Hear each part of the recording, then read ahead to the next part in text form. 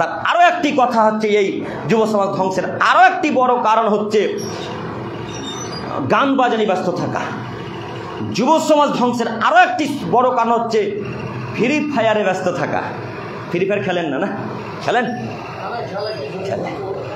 Ludo চোষা আপনারা সাইডের মানুষ মাঠ পাড়ায় খেলেন না? ওই যে নদীর ধারে বসে কত যুবক যে লুডু খেলে তা আল্লাহ জানে। খেলে না ওই মাঠে? মাঠটা এখন বন্ধ হয়ে গেছে নাকি? ওই মাঠে কত মানুষ যে জুয়া খেলে তা আমি কি করে বুঝাবো আপনাকে? আপনাকে বলতে চাচ্ছি, আল্লাহ বলছেন যদি তোমরা গান বাজনা থেকে বিরত থাকতে পারো তাহলে আমি আল্লাহ তোমাদেরকে জান্নাত দান করব।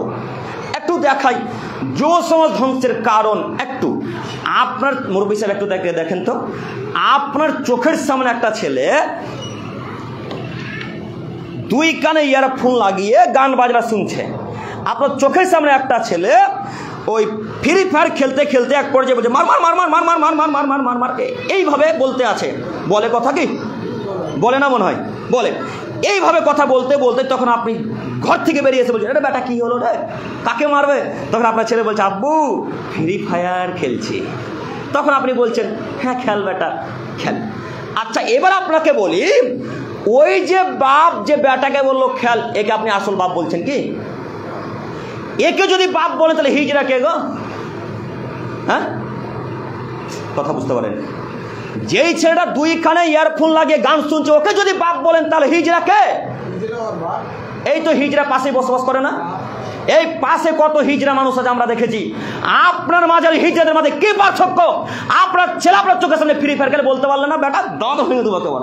তুমি কি খ্রিস্টানের বেটা নাকি? তুমি কি ইহুদির ছেলে? তোমার মোবাইলে ফ্রি ফায়ার পাবজি কেন? তোমার মোবাইলে লুডু কেন? ডিলিট করো এখনই বেটা, এখনই আনইনস্টল করো, উড়িয়ে ফেলে দাও। তুমি কেন ফ্রি ফায়ার লুডু চোষে দাবা খেলো? তুমি মুসলমানের বাচ্চা, তুমি কখনো এই যাবতীয় গেম খেলতে পারো না। আপনি বলতে পারলেন না তার প্রমাণই হচ্ছে আপনি হিজড়া থেকেও খারাপ। আপনি হিজড়া থেকে খারাপ। হিজড়া বলতে পারে না কেন বলেন তো? তার ছেলে মেয়ে যে নাই তাই বলতে পারে না। কিন্তু আপনার ছেলে মেয়ে আপনি বলতে পারেন, আপনি বললেন না কেন? আপনাকে আমি অনুরোধ জানাচ্ছি আপনি পরিবর্তন হন, ছেলেকে আটকান।